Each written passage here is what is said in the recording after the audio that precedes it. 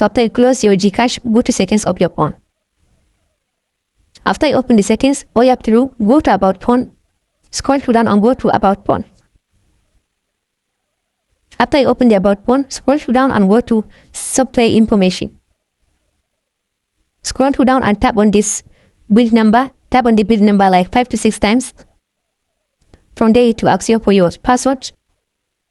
Tap on this back arrow, back again. So after that, then scroll all the way to down. You'll be able now to see developer option. So if you can't find developer option at the bottom, just tap on the search at the top and search for developer option. Just search for developer option.